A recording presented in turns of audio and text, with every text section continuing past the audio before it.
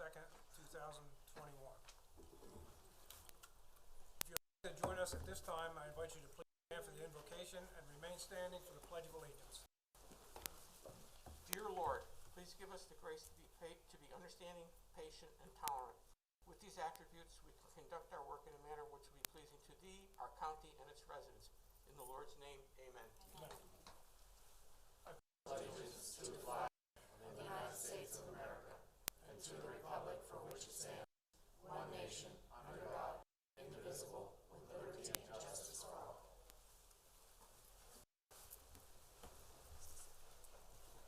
May we have a roll call, please? Yes, sir. Good morning. We have the following Planning and Development Commission members present this morning. Michael Faithmeyer, Chair. David Bramblett, First Vice Chair. Robert Bass, Vice Chair. Richard Barnes, James Royce, Kurt Stone, Stacy Worthington, and Chuck Dixon, School Board Representative. Thank you. If any person decides to appeal any decision made by the Commission with respect to any matter considered at this hearing, he or she will need a record of the proceedings, and for such purpose, he or she may need to ensure that a verbatim record of the proceedings is made. Each record will include testimony, evidence upon which the appeal is to be based. During the public portion of the meeting, individuals will be given 3 minutes. Representatives of an organization will be given 5 minutes. When anyone wishing to speak comes to the podium, please complete a yellow form, hand it to the recording secretary. Please print your name, address, and the number of the application for which you are speaking. The yellow forms can be found at the podium by the door. If representing an organization, a letter of authorization must accompany the speaker. Comments will be limited to the topics being heard. Please state your name, spell your last name, and give your address for the taped record.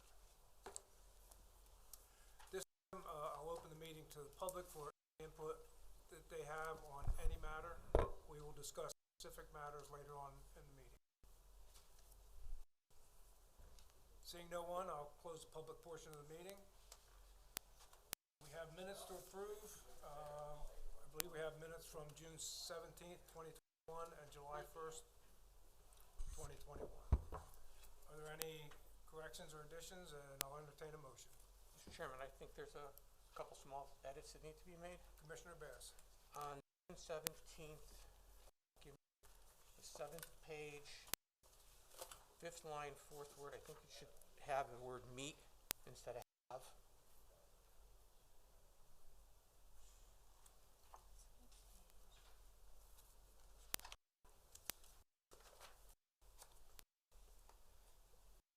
On page 10, underneath opponent, in the second paragraph below, 1, 2, 3, 4, 5th line, the last word, not built.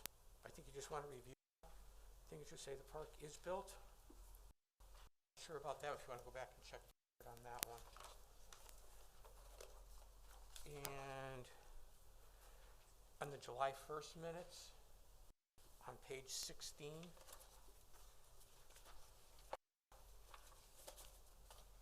paragraph down, 3rd sentence, excuse me, I think it should say without instead of with encroaching. And that's it. Yeah, thank you. The first and the third are really great. I think the second one is accurate, but we'll look at it. Thank you very much. All right, thank you. Okay, I'll entertain a motion to approve the minutes as amended.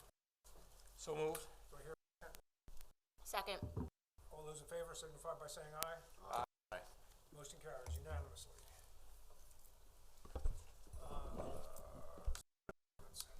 Okay, Joe, Miranda, and Mr. Sherman are all at a planning conference today, or this week. So Amy and I are filling in. We are pinch hitting, so be kind. Okay, so you get us on every application today. That's it. Okay. Thank you. Ex parte communications. Morning. With regard to V-21-03, CU-21-10, and V-21-10, have you had any ex parte communications to disclose them? We'll start at the end with Mr. Dixon. No, ma'am. Site on all. None. Site visits on all. None. None. None. Thank you, Mr. Chair. Time has arrived for our hearing on the first application, SV 21-02. And Mr. Chair, this is the one that the applicant was unable to attend, but he asked us to proceed. And I'm okay with proceeding, but I just would like to lean on county council to see if there's anything we need. The applicant has indicated that they won't be here. This is a street vacate, so it's not quasi judicial. I don't see any problem with him not. Okay, I mean, I'm okay with it, but I just want to make sure that there's something. Okay. Okay, we'll move forward. SV-21-02. This application proposes to remove a platted roadway lying between two properties owned by the applicant. The roadway, West International Court, lies on the west side of US 19 in the Homosassa area.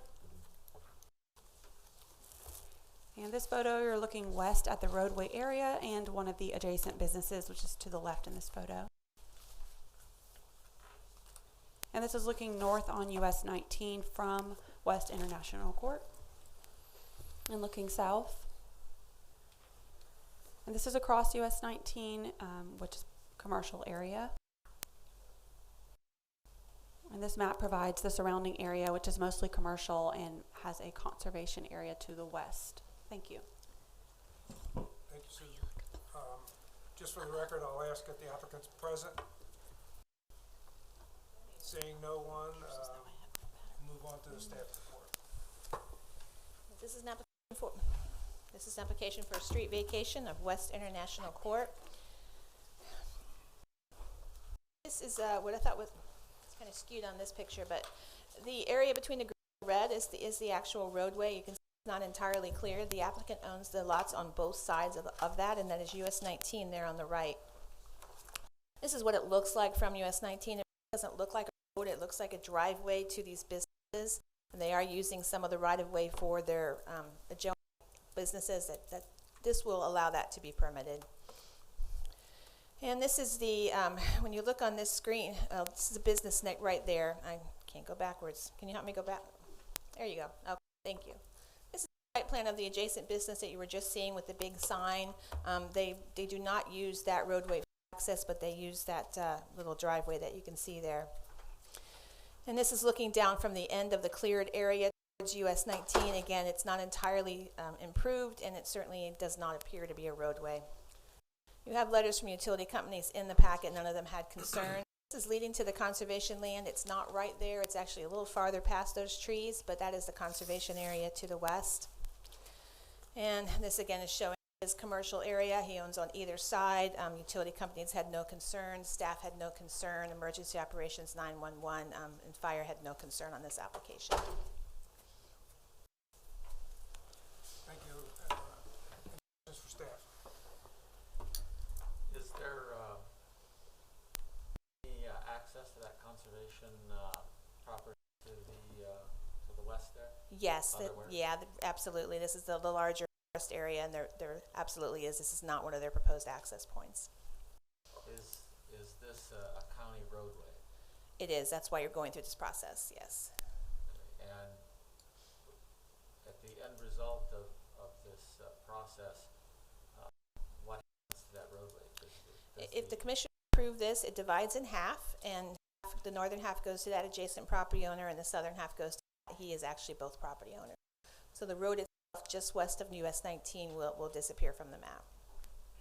So the county is giving this property to the adjacent landowner simply for the asking? That's how vacates work, yes. I see. All right. Okay. Any other questions? Thank you. At this time, I'll open this hearing to the public for any comments they may have. Any comments from the public?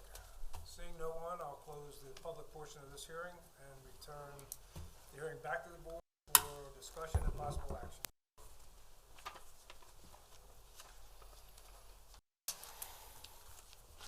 I'll entertain a motion to approve or deny.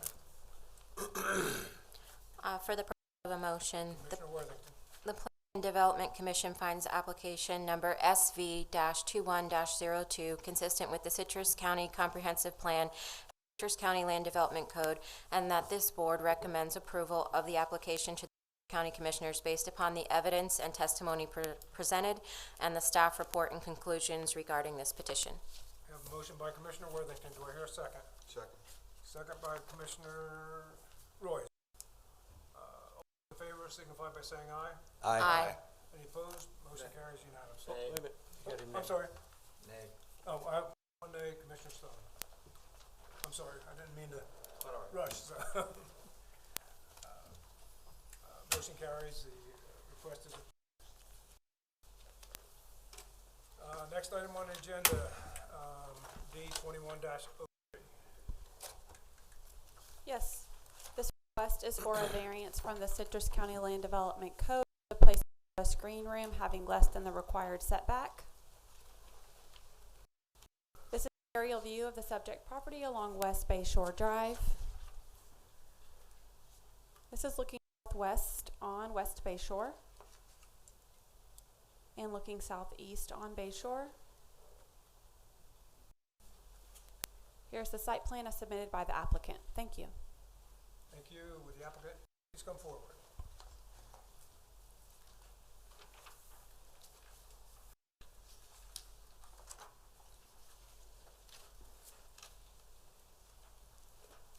Good morning. Good morning. Record. My name is Brenda McKenzie. I'm with McKenzie Permitting and Consulting. My address is 7232 East Gospel Island Road in Inverness, and I'm here today for V2103, requesting a waterfront setback of 28 feet. And I believe we are in a very good position here to have the water quality of the water body. This home was built in 1974 prior to LBC. There is no burn, there is no swale, there is nothing implemented on this property as it was not required back then. And they would like to have a porch. They have no porch, they have no patio, they have nothing on the back of the property. They did their due diligence by looking at the neighbor to the left, and the neighbor to the left is approximately 15 feet from the water. The neighbor to the right is approximately 10 feet from the water. They were wanting to put in a 12-foot screen porch addition, and when they went to their contractor, then when they found out they didn't meet the current setbacks, gone from a 12-foot porch asking for just an 8-foot porch on the back. We've looked at conditions in the event that we get a recommendation of approval today, and in those conditions it requires them to get stormwater management and drainage and protection, guttering, everything that we can do and require them to do now that was not required in 1974. We can't just ride down the road and say, here's houses, you have to do it, but if we grant this one today, we can make that a requirement, and it's one of the 4 conditions that Ms. Bidwell has given us. And thank you, Amy, for all of your work as usual. So we're here today asking for the waterfront variance setback. We've already contacted Michael, local engineering, in regards to a stormwater management plan to be implemented as part of the requirement for your building permit, and it would be one of the conditions in order for this water setback to be granted today. So I'm here today to answer any questions and to hope that you guys will see favorably so that we can get this one granted and implement all those conditions to help the water body quality on this particular site. They didn't create this. The home was built in 1974. The septic's in the front, driveways, and they were able to have a back porch. Like I said, they have no patio, no back porch, no deck or anything at all on this home. The home to the right is approximately 19 feet from the water, and the home to the left is approximately 15 feet from the water. So, thank you. Are there any questions from staff? No, I think you've clarified you're willing to do the stormwater system if this application's approved, and I could there on the site plan, correct? Absolutely. Right, which it doesn't have now. Thank you. Yes, ma'am. Questions from the board? I have a question. The stormwater, is there anything permanent about it? Can you tell me what kind of stormwater it is?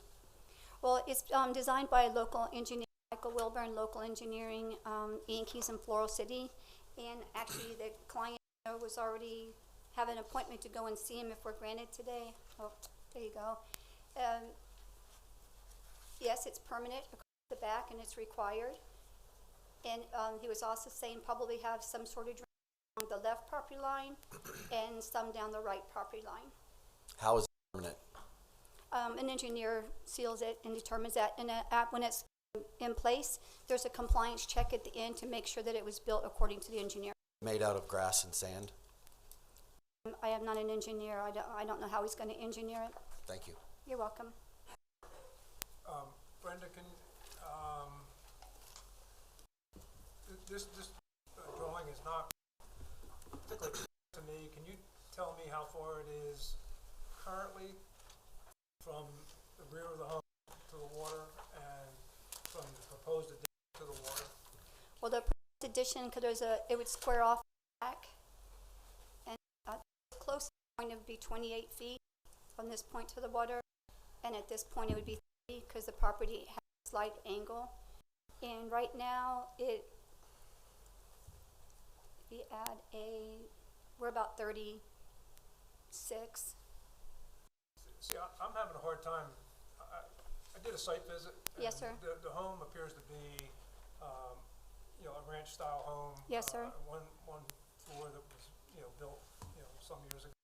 Right. And I don't see, the original footprint. Okay, a little bit busy. This is, I think, is where the staff is showing, and they'll do in their presentation. That's the envelope. This right here is the back left corner of the home. This is the front left corner of the home right here. Over to the front right, comes back in, front doors here. A little bit of a projection, and that's the right side of the home, and that's the back rear of the home. Where's the back of the home again? The diagonal slash line is indicating where the new porch would be. And for this diagonal slash line, and it's just no slash line, that corner is the back left of the home. Okay. So this diagonal portion along here is where they're proposing an only 8 foot porch across the back. And review with me one more time from there to the water. Yes, sir. How far? So from this back diagonal corner right here where the arrow's at, out to the water's edge over here is 28 feet. Okay. And over on this back portion here, at this diagonal line to the back of the water's edge over here, 30. Okay, I got it. Thank you. You're welcome. Other questions? Thank you.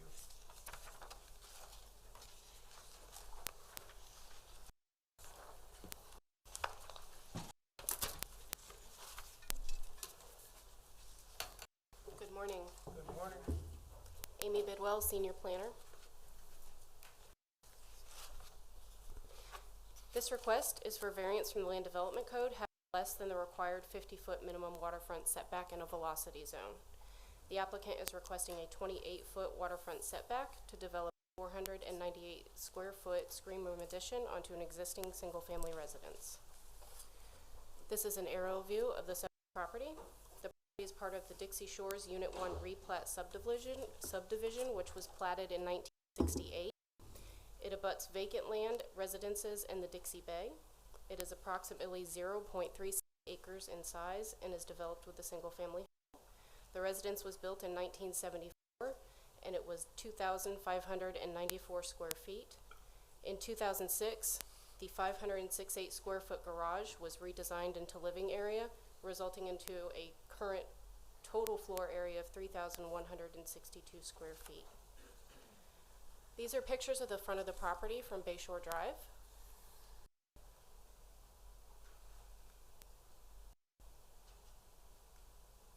This is the rear of the residence, and this is the proposed location of the screen room.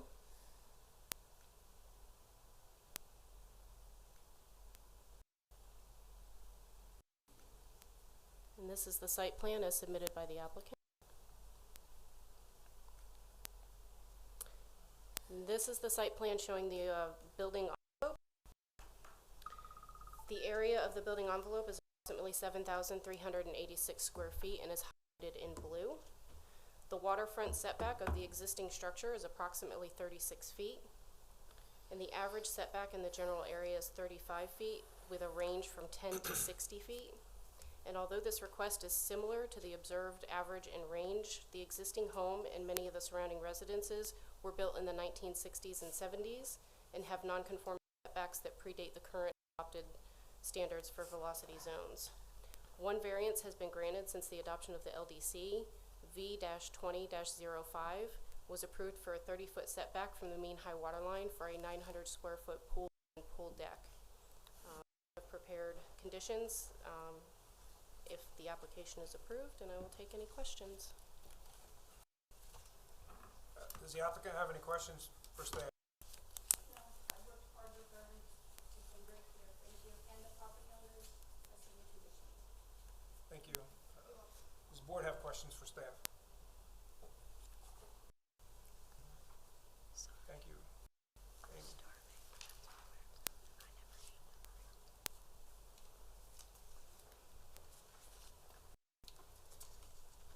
This time I'd like to open the hearing to the public for any input they may have. I do have one comment. Michael Wilburn said stormwater management is permanent on the property.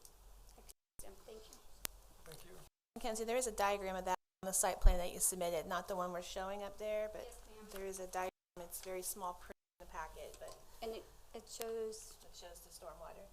the area kind of dotted in back in here is stormwater proposed between the back of the porch and the porch edge.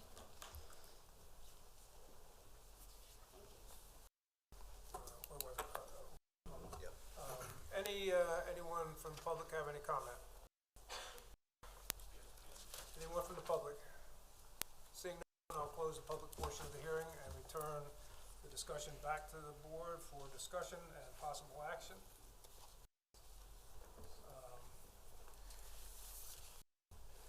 Amy pointed out was within the past year or so an approval for a pool in that neighborhood.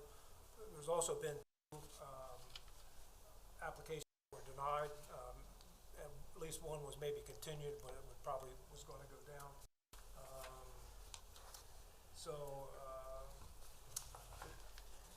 I'm not going to be in favor of this application for that reason. So there's there was an application for a pool, just 2 lots down that we denied, and I think being consistent is an important thing for this board. So my vote's going to be consistent, and I will be a no. I'll go ahead and follow up and agree with you. As we can say that a stormwater is permanent. I know for a fact that they're not. I see them get filled in all the time. The application is inconsistent with both the comprehensive plan and the land development code, and the property falls within the coastal A zone, which is subject to the velocity conditions, which is a 50-foot setback, and they're asking for 28. Reasonable use of a home. They have a very nice view. It's a very nice area. I don't know that the screen porch is considered reasonable use in my opinion. Okay. Any further discussion? Mr. Chairman, I note that the property owners in the neighborhood have written a note in opposition to this proposal. I too will vote against it. Mr. Chairman, I will be voting negative. Anyone else? I echo everything. Thank you. I'd like to say something. I think that section 3501 in the Land Development Code is something that definitely needs reevaluation. As long as I've been here, this is the 12th application I've seen for waterfront variance, and all but one revision have been either continued or denied. It's just impacting a lot of our residents, and I've expressed the opinion to the county commissioners also. In this case, in this application, homeowner has not met the hardship that is required for this board to support this application by law. So, hands being tied again, I will not support this application. And I think we all agree with your feelings that, our role here is to enforce the rules and laws that the county commissioners have enacted. And, you know, every time I've cast a, and in this case is no different. I understand what the applicant wants to do and would like to vote, but hands are tied. And that's why I really hope that the applicants that are coming before this board also reach out to their county commissioners, because if they're just hearing from myself or a few others, you know, it's not going to make an impact on whether or not this law is reviewed. The only thing I would say is that the law was reviewed and it was recommended to be changed and it wasn't. And then the other factor is we can make it 35 feet to try and do away with some of these variances, but people will come in front of us and ask for 25 feet. And then they'll ask for 15 feet. It's always going to be, you know, give them an inch, they want to take a mile. And it's typical, I understand that. I'm not placing blame on anyone. It is what it is.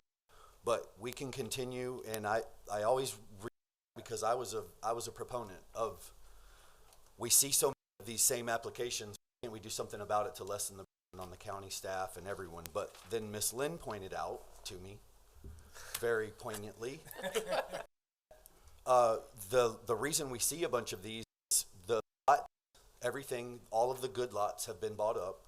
People are, they're left with much smaller lots, which leads them to have less ability to put improvements on those lots.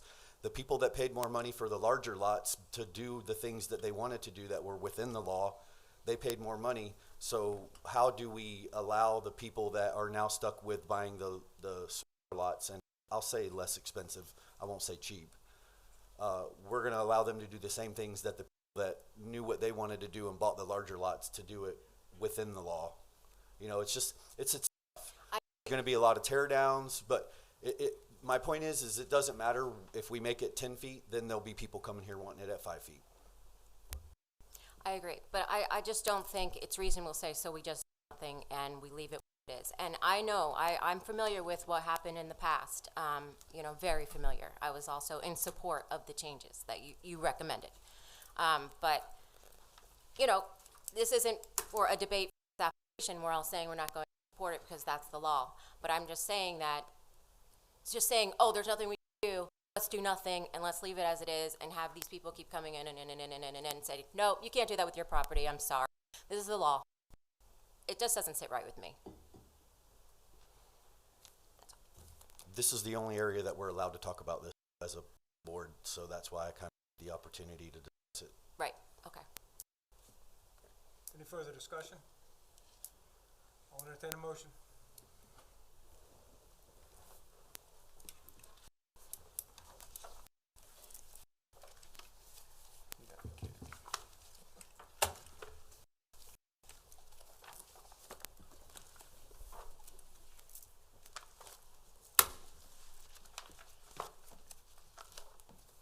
Pardon me while I hunt for it.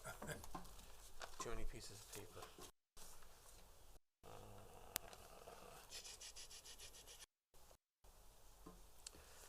The Planning and Development Commission finds application number V21-03 inconsistent with the Citrus County Development Code and is not in keeping with the intent of the policies of the Citrus County Comprehensive Plan, and the board denies the application based upon the evidence and testimony presented and the important conclusions regarding this petition. A motion by Commissioner Bass. I second that, Commissioner. I have a second by Commissioner Barnes. The motion is for denial of this application. All those in favor signify by saying aye. Aye. Opposed? Motion carries unanimously.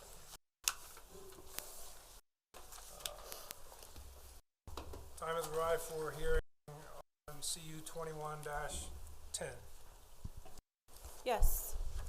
This application is to allow for a skilled nursing facility, assisted living facility with accessory uses in the low-density residential district. This is an aerial view of the subject property and the surrounding area in Hernando. Looking east at the West Norville Bryant Highway. This is a view of the subject property from the highway. And master plan as submitted by the applicant. Thank you. I would say, would the applicant please come forward, but the applicant is already forward. Thank you. Good morning. For the record, my name is Clark Stillwell. I represent the applicant Pruitt. Is for a conditional use under the code, and it is for a skilled nursing home, 3 beds in the low-density residential area. The subject property is approximately 19 acres.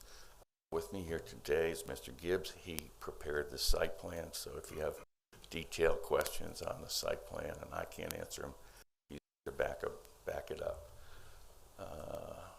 Let's drive the bus and start the PowerPoint. Just trying. Trying. Sideways.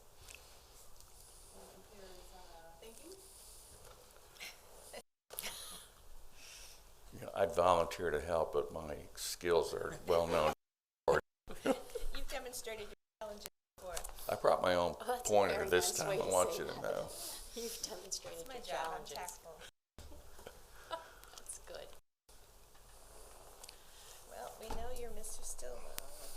So the first slide in the PowerPoint is an aerial, and I'm just going to walk through that. What brought up to the west of the property is a commercial center, Publix. We have that.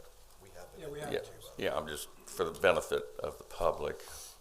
The northwest is a senior living facility. To the north is a elementary school. To the east is a residential subdivision done many years ago, large lot, not all built out. To the east also is commercial along the highway. Across the highway, you have a CVC, a Walgreens, Spinning. the entrance to Citrus Hills, and Grand Living Facility.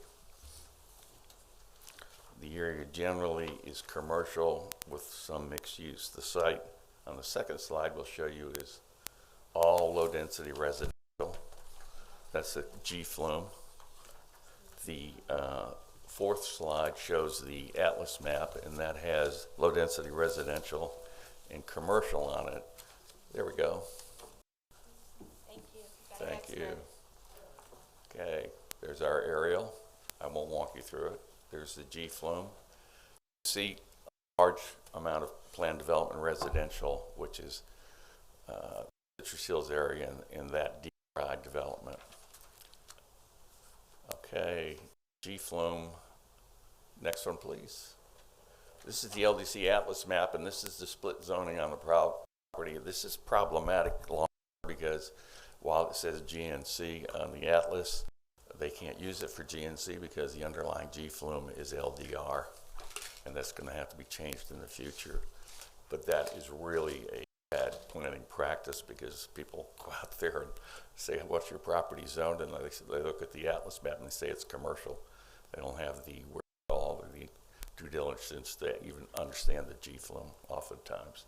So that has to be corrected in the future and will be. Next one. This is the abutting land uses, and it just shows you what I walked you through. Next slide, please. Okay, I thought you might appreciate this. This is my client, Pruitt Health. They're out of Atlanta. As you can see, they've been in this business for a long time, and they have a number of facilities and a number of clients.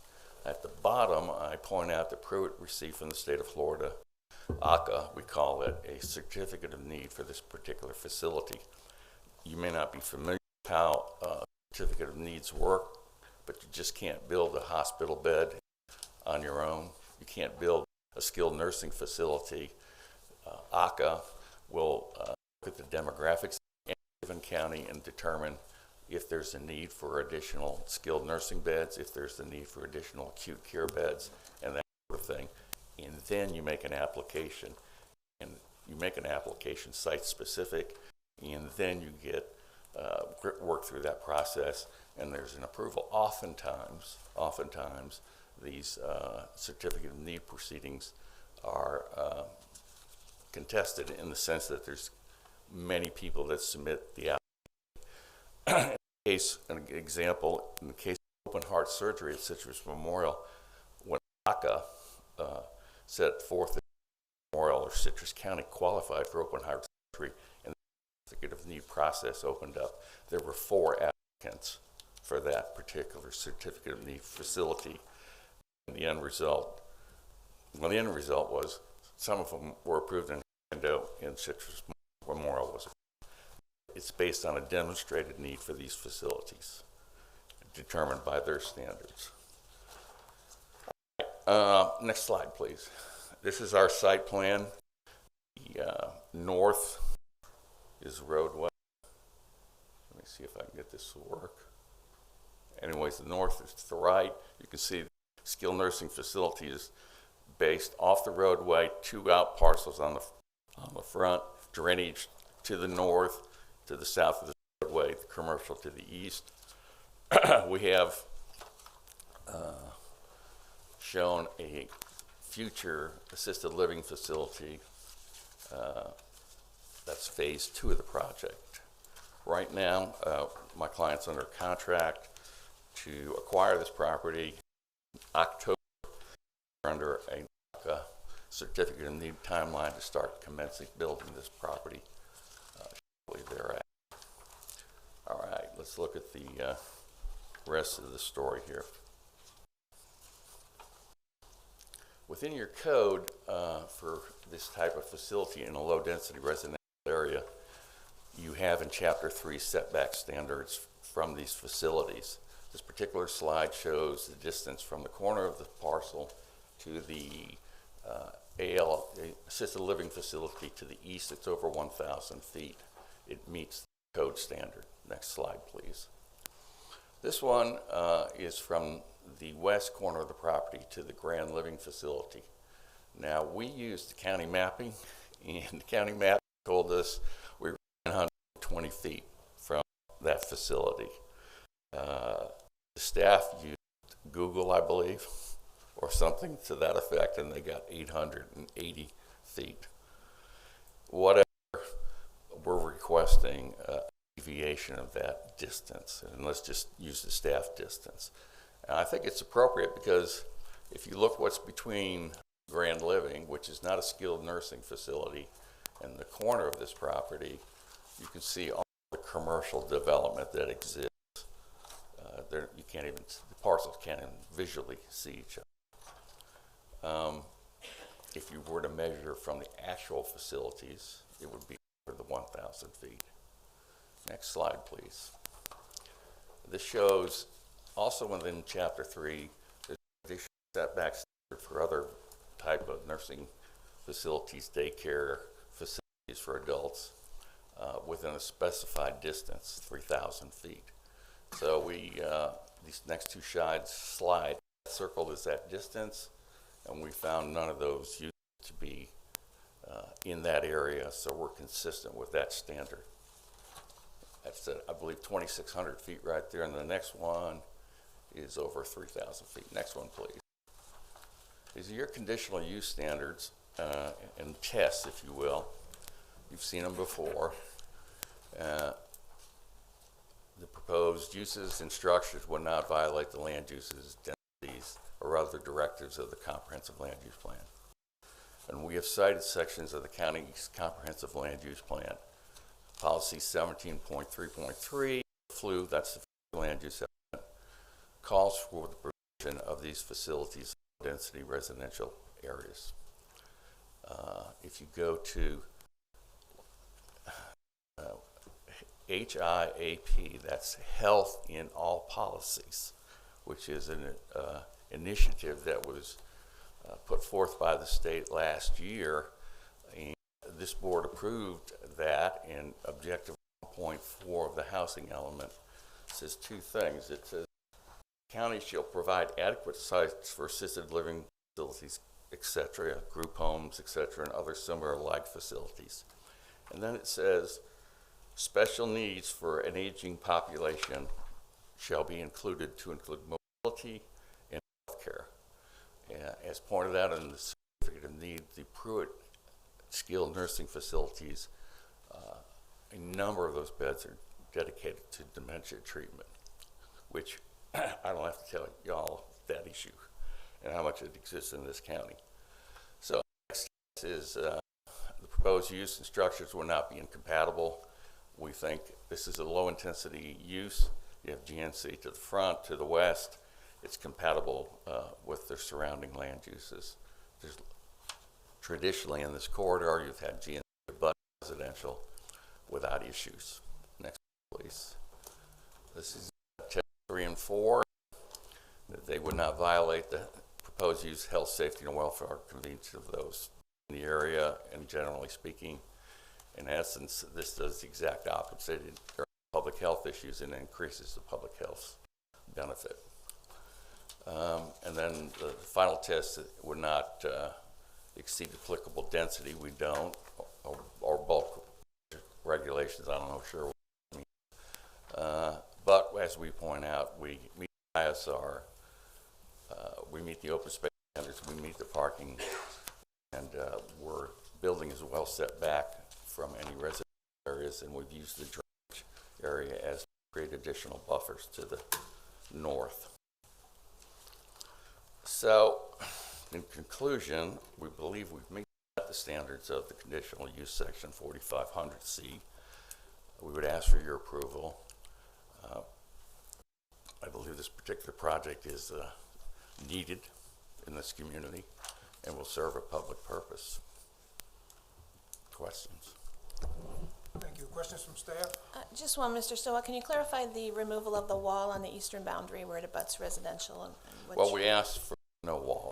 The deed buffer requires a certain footage and a wall, and we've asked that we not have to put up a wall. That's a request that a lot of people make. I'm not sure the residential folks to that east side really want a wall. Take away from the property more than add to it. And in this particular case, where you have, in-house skilled nursing care, it's not like there's going to be people coming and going. So. Thank you, sir. Okay, thank you. Questions from the board? Questions from the board? How far is it from the building to that east property line?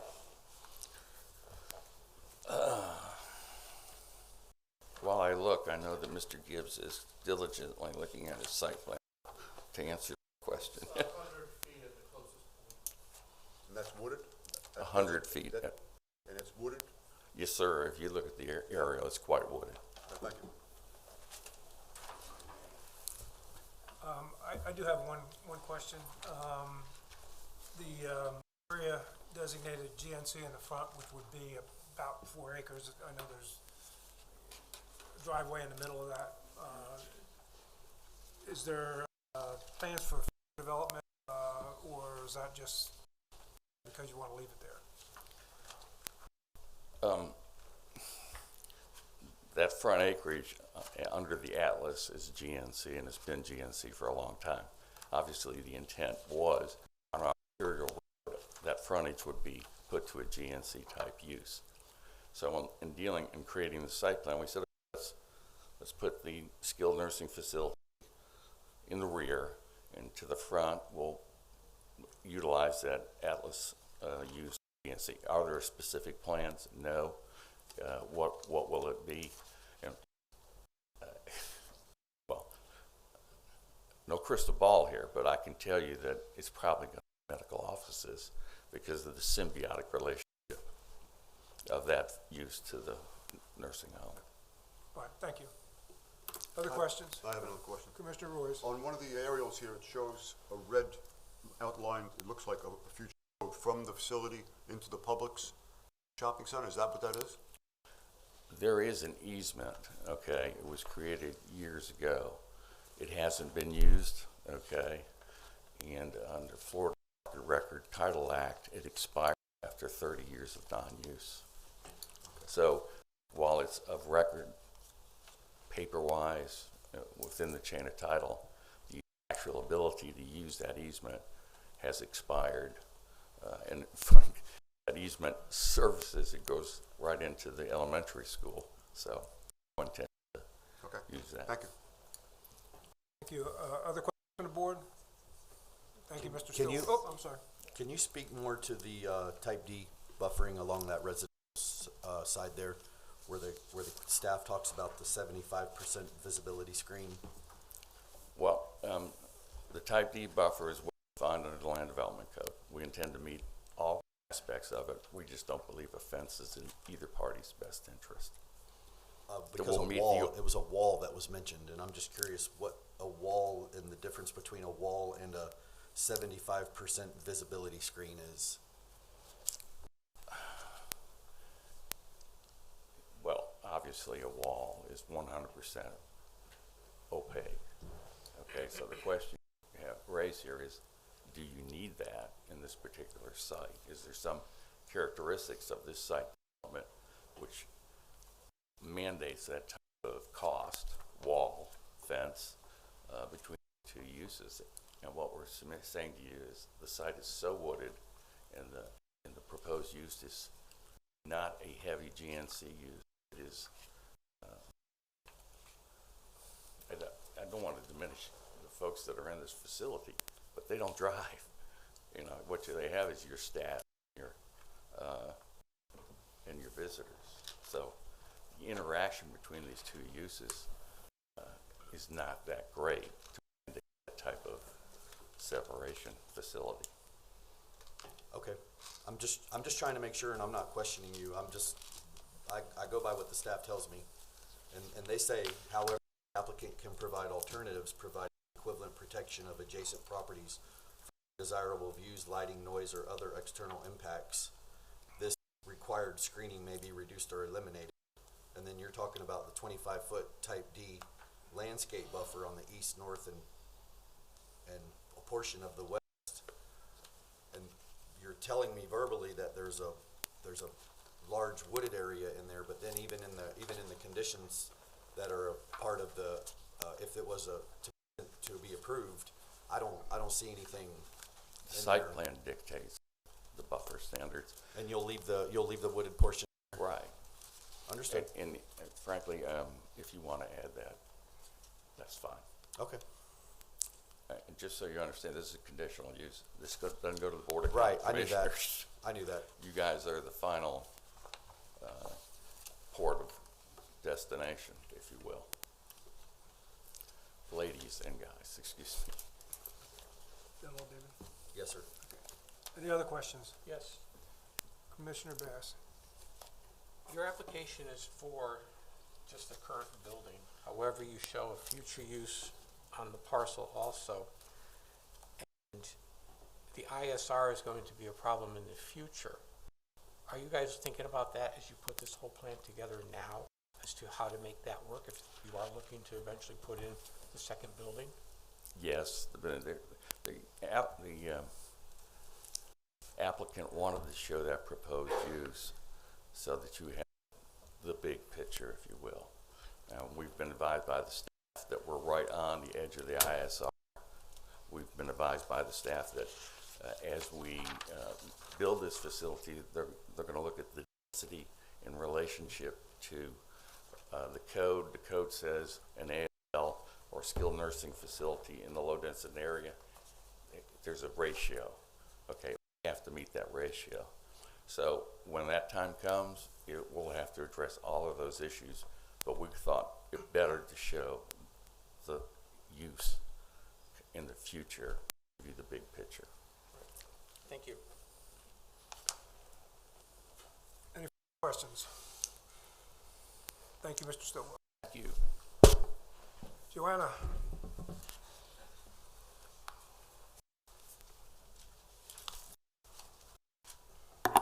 I'm not Miranda or Joe, but I'm pinch hitting on this particular application.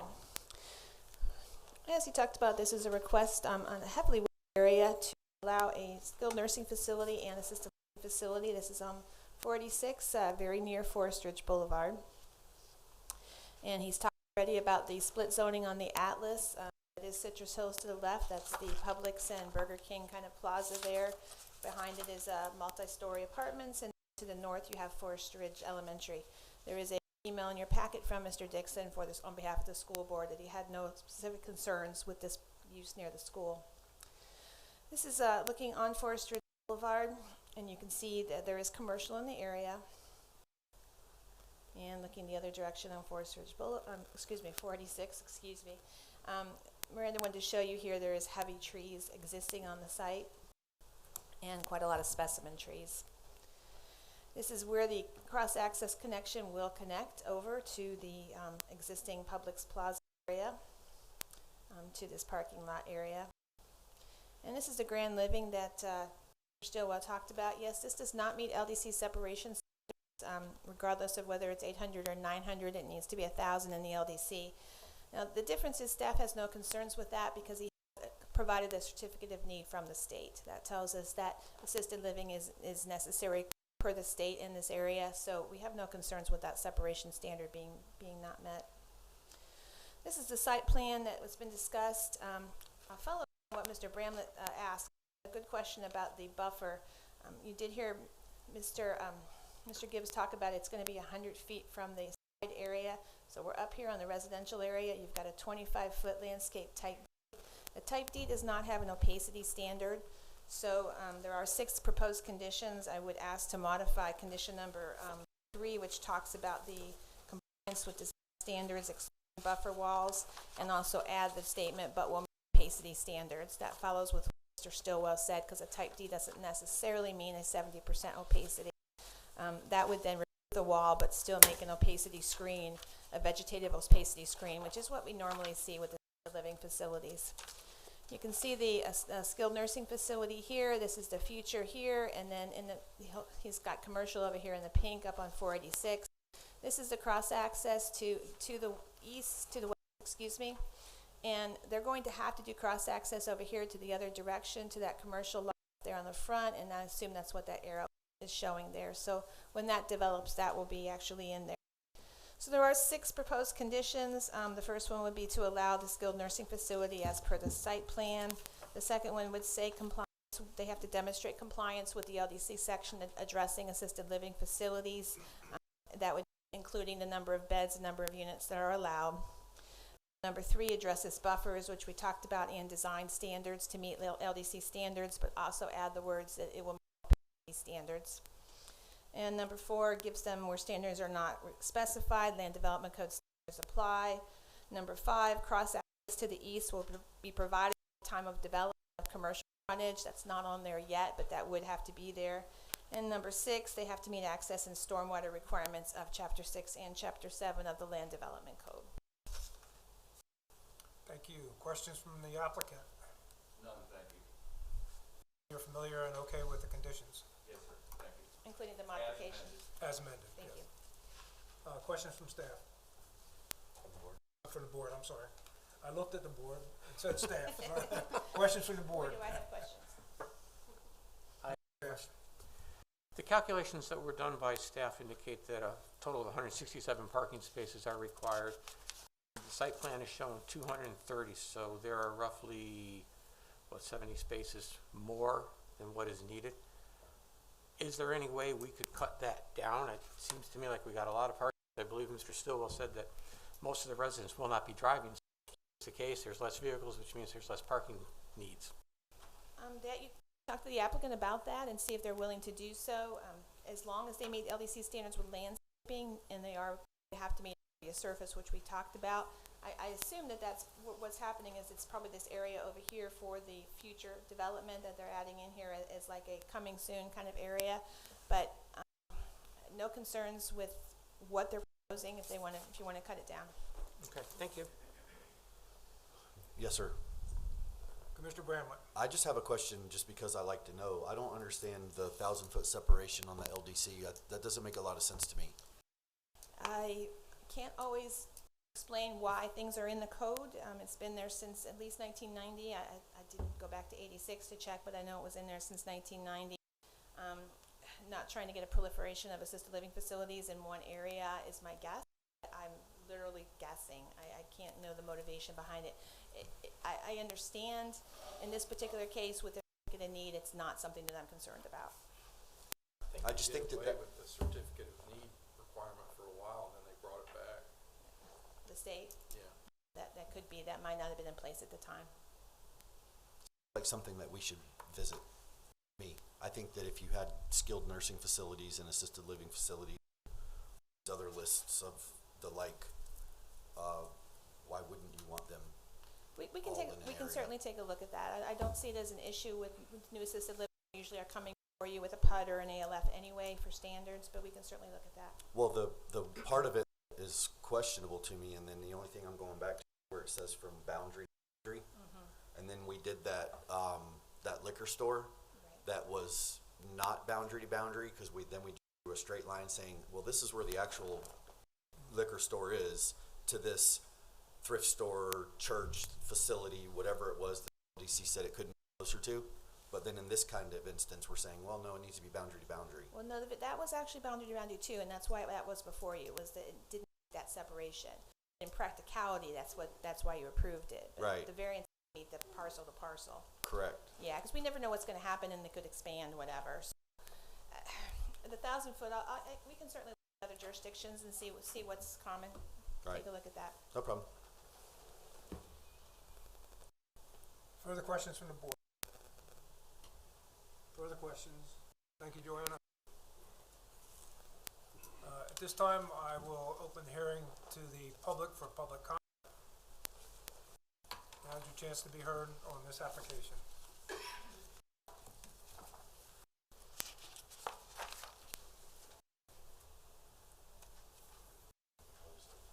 Good morning, ladies and gentlemen. My name is Ben Fennell, and I live on 848 North Reston Terrace. The only piece of paper I have is the one I got sent in the mail. So if everybody has a piece of paper like this, my property is 22. And looking at the way the land forms and land shapes, my concern is the runoff. The water does run from, if you're looking at Norval Bryant and you're looking at the 15 acres here, the water will travel to the very back right-hand side of the property. And it flows down and around. I'm more worried about the water runoff and the possibility of the groundwater for the well. Two, I just found out this morning that it's going to be roughly 100-bed facility for dementia. You have a school that backs up to it. I'm sure you guys know that. There's an easement. Someone said there was an easement. My piece of paper doesn't show an easement. And I know you guys can't answer any questions. I'd like to know where that easement goes. I mean, does it go into the residential area, or does it go toward the school, or basically is that the easement they were talking about to go into the shopping mall? That's my concerns. Thank you. Anyone else from the public who would like to address the board?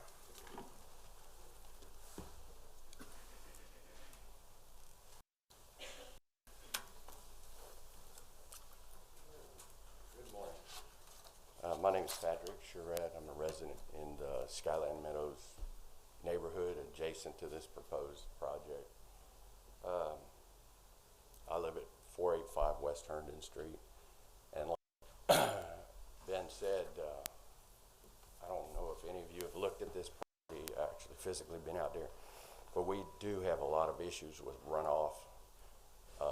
When that school was built, they elevated that thing probably 20 feet, or if not more, and all that water runs out of the school property onto a lot of my property. So I have issues with that. Been dealing with that for years. I think that should really be taken into consideration. As well, there's some time back, say when this happened, the neighborhood of Skyline Meadows also takes a lot of water from, I believe, across 486.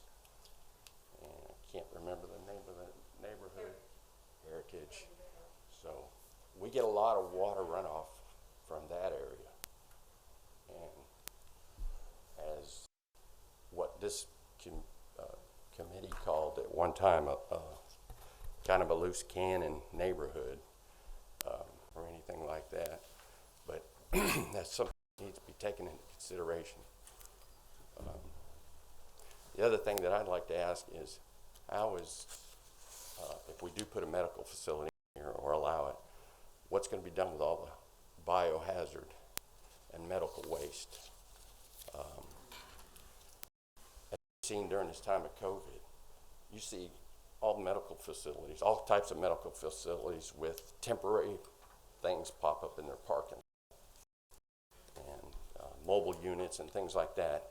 You know, I hate for something like this to go in, and next thing you know, you got, you know, mobile things sitting out in this proposed parking lot that's housing hazardous waste and medical waste, and it doesn't seem like all that's being dealt with properly. I mean, you can drive around the county and the state, and you can see that everywhere, especially during this time of COVID. You know, I mean, I understand it has to be dealt with somehow, but it just seems like it's not really been thought out clearly with a lot of these medical facilities. My biggest issue is the runoff, though. I'm dealing with runoff from the school, and this proposed property is obviously higher than the school. Any runoff is going to run down to the school and continue down into my property, some of it anyway. And that's what I'd like to hope you would take that into consideration and look at this before we just move forward and say it's okay to build this project. As residents of this community, we count on you people, you know, to take our interest in consideration as well. Thank you for your comments. Thank you. Anyone else who would like to address the board on this application?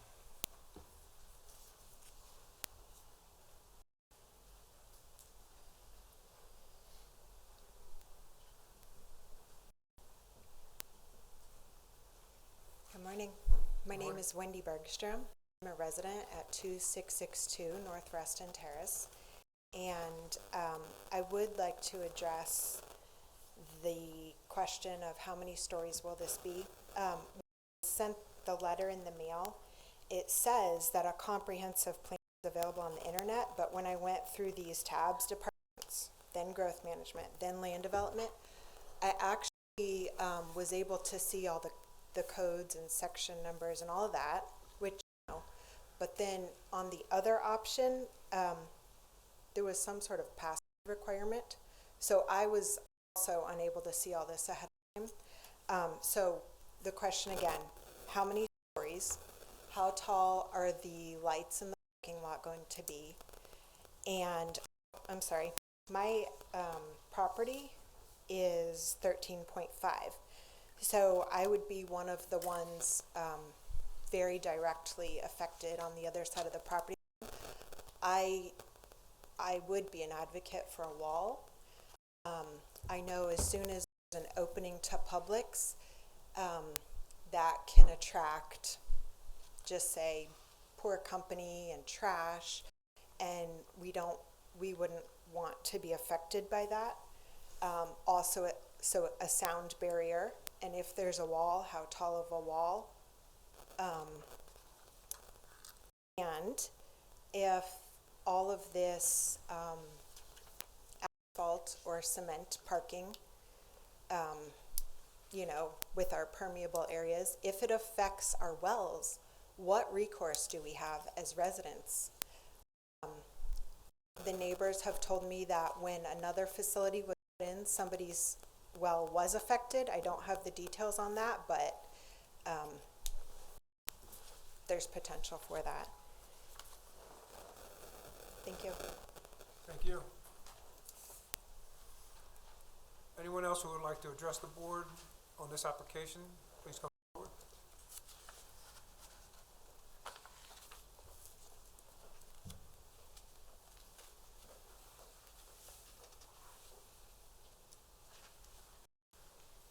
Yes, I'm Elizabeth Felt. We have two pieces of property, 2760 North Reston Terrace. Also, we own number 20, which butts up directly to this proposed establishment. And I think most of of our concern is that, first of all, we bought into this area because it's a rural area. This is supposed to be a low-density area. Behind us, not a commercial. So now we're finding it's going to be commercial. And how many trees are going to be taken down? How open is that to our property? You say there's not going to be much traffic. Well, there's going to be, if you've got 100 beds in there, you've got visitors coming to visit these people, at least supposedly. So there's going to be traffic in this area. We talked about lighting. We don't need lights on our property, on our homes, on our private areas. And yes, as far as a wall, I don't care what the expense would be. If this is a done deal that we really don't have any say in it, I want something that blocks it, that we're not going to see this building. Well, now we have trees. So I don't want minimal amount of trees taken down, and I would wall.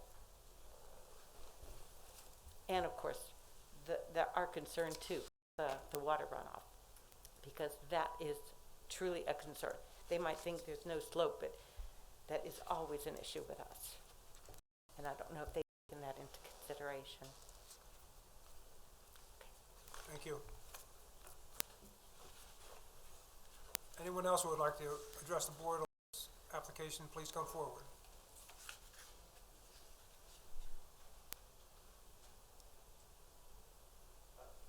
Let's go ahead. You already spoke, right?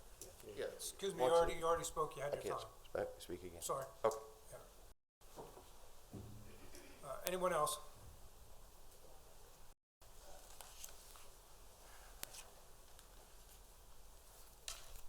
My name is Augusta Doman. I don't live on that specific side of Reston, but I'm in that area. Now, on the left, if you're going down Reston, on the left are all the people that have the property that's going to what you're proposing. On the right side, as you go down, that piece of property is a disaster. When the county put 486 through there and put all the hills. Ma'am, could you try to speak into the microphone? I'd love to. Thank you. There. Okay. Is that better? Okay. When the county put the Citrus Hills and Heritage over there, they put culverts underneath 486. You know where those culverts take the water? Right down onto Skyland Meadows. The property next to me is a disaster. His home floods. It's not a little runoff. It's torrents. It goes into their property down the slope at the end there. My neighbor has tried and tried to deal with, I don't know, the county, the engineers, whatever, and is getting nowhere. He is stuck with it because that's the way it was done back when they did. I've been here since '73, so I kind of have seen a few changes around here. Some of them have been wonderful, but I, like everybody else, I didn't want to change. Once I came here, I wanted to stay just the way it was, but it's not going to. But as far as this nursing home, if you go down across from Heritage Hill, Publix, that shopping center, and if you look at where they're wanting to put this nursing home, you have Publix, Burger King here, then you have their backyards here. It's a long, narrow thing, and it goes down like that.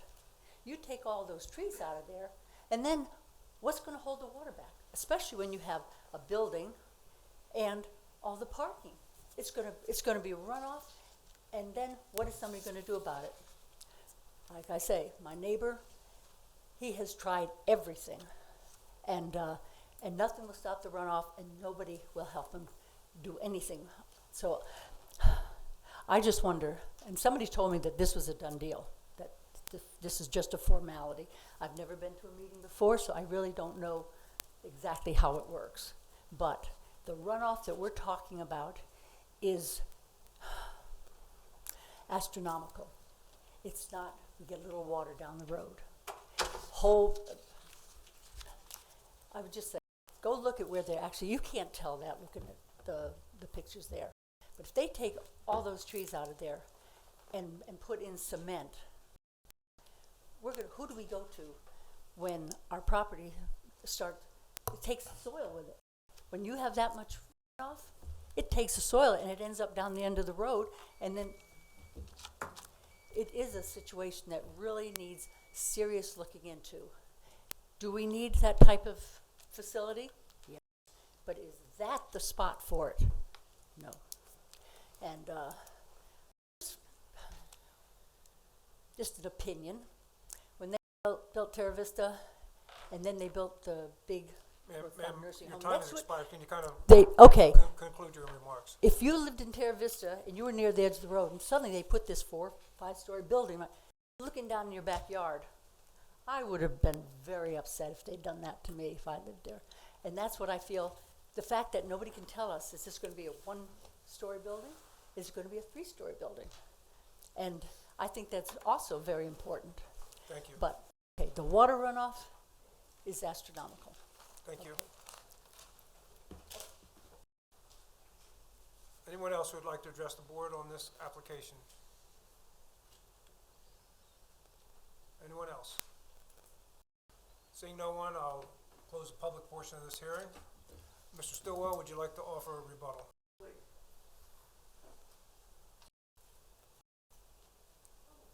Let me see if I can clear up some issues for the neighbors. First, the building is 1 story, and to the extent that that needs to be placed in the conditions, it's in the site plan, that's fine. The lighting per the site plan is hooded, which means that it doesn't go off-site, straight down. The number of parking spaces is the code. Like a lot of developments, there's the code standard and then there's the market standard, and it's based on the applicant's interpretation of what they need for that market. You see this all the time. Commercial, it's so many spaces per square foot, but the Walmarts, Lowe's, and shopping centers of the world, instead of 4, 8, because they want to be able to have people parking at peak hours. So they meet code on as far as parking is concerned. But I will pass those comments along. I think they're appropriate. The medical waste in the mobile units, first off, to have a temporary user would require approval from Ms. Katu. Medical waste is governed by state statutes and state regulations as to how it's handled. There's very specific regulations as to how this is handled at any facility. Great living, ANHLF, a hospital, you have to have a certified disposal contractor to come and get that. They take it, dispose of it, and burn it. Gentlemen, I'll leave it to you whether you want the wall or not. I'm not going to sit here and tell you that that's going to be the deal. I'll leave that to you. You know this, and Chuck, when he builds a school, he doesn't build to the Citrus County Land Development Code standards. They have very separate standards as to what they have to do and what they don't have to do. I'm not familiar with those standards. I don't know what their lighting is. I don't know what their water standards are for a school, but I do know that they're not the same as your Land Development Code. But I do also know that for this particular application, that stormwater system that is there and back on the south part of this property was designed conceptually by an engineer. It was designed to meet your code, that is the stormwater event, 100-year stormwater event. I also know that the common law requires no off-site discharge.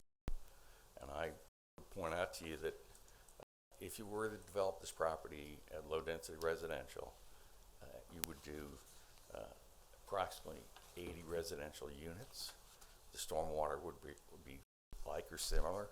You could do up to 156 units residentially with a modification. And again, more stormwater, more traffic. This is a limited commercial use. You're familiar with these nursing facilities. They have staff, they have visitors. And if you think, what would you rather have? This low impact general use, albeit it's a commercial use, but it's consistent with the plan, consistent with the code. The code authorizes this. We've met the conditions of the code, and we will meet whatever conditions you think are appropriate. But I go back to that certificate of need. I go back to your policy that you adopted, that health in all policies that state you will cite specialized needs in this county that are adequate to serve the county. And that's what this does. Mr. Stillwell, one of the questions that was raised by a number of those who spoke at the public portion was about stormwater runoff. They may not be aware of the DRA, which appears to be a relatively large DRA. Could you point that out? Well, can we get the site plan?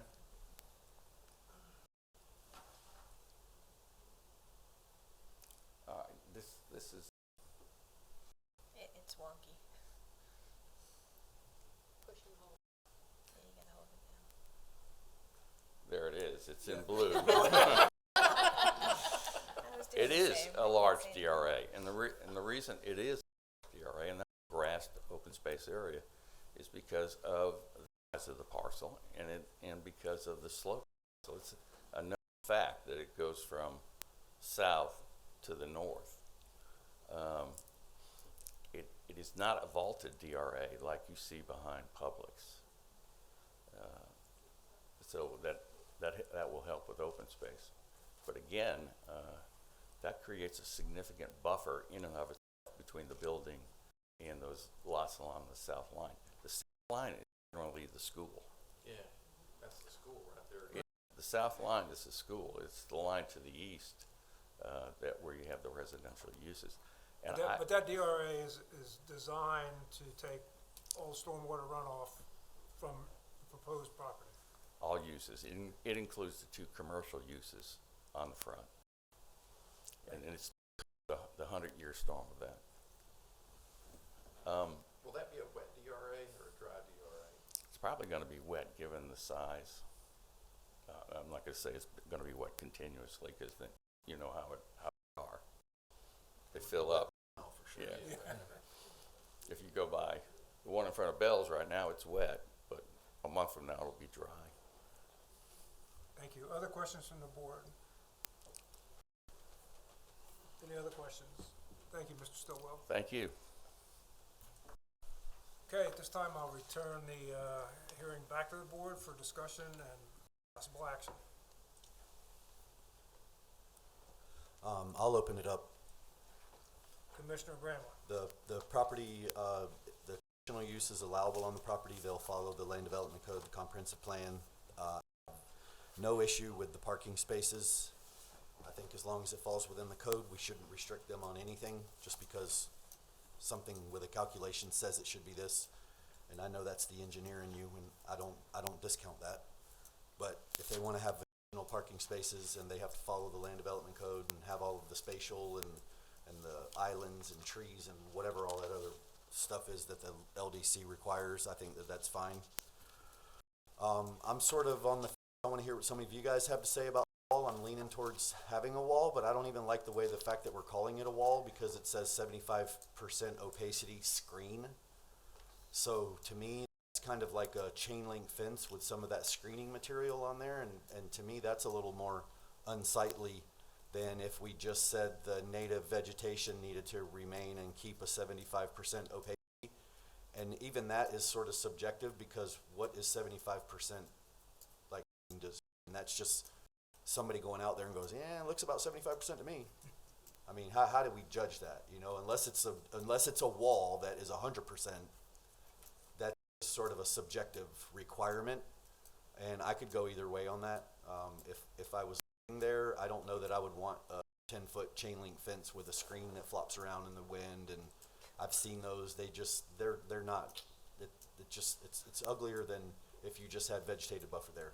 So, in short, I'm in favor of it. It meets all the requirements. I know that everything the neighbors have talked about, it's all going to be included in the permitting process, light pollution, stormwater runoff, and I will say right now, everybody's got stormwater runoff.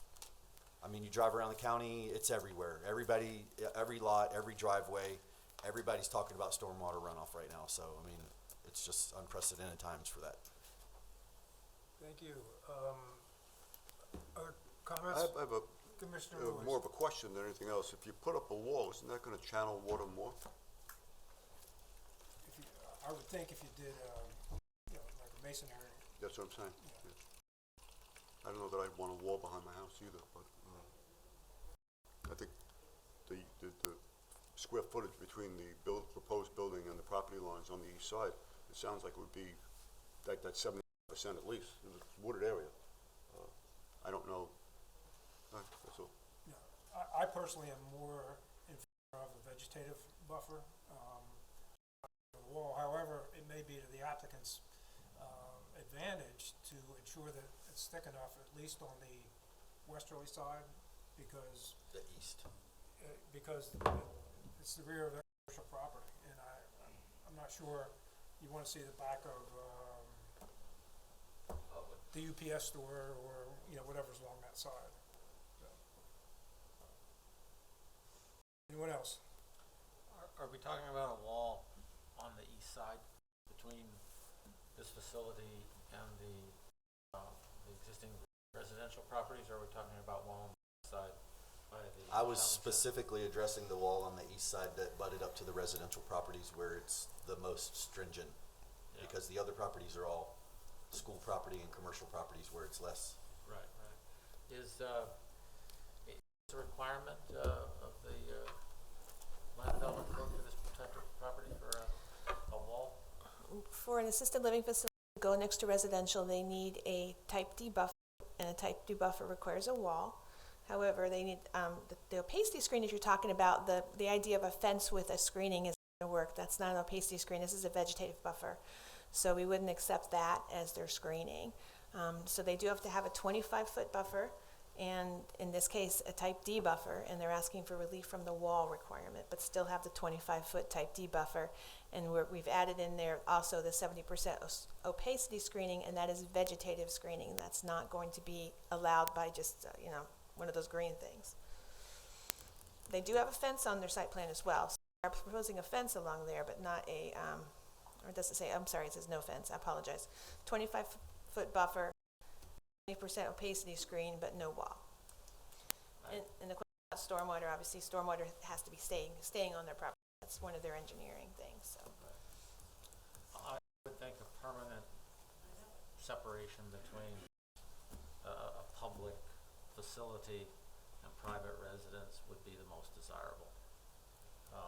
The other thing is that I hear Mr. Stillwell say that he would accept limitations of 1 story and the particular type of lighting that is not go off site.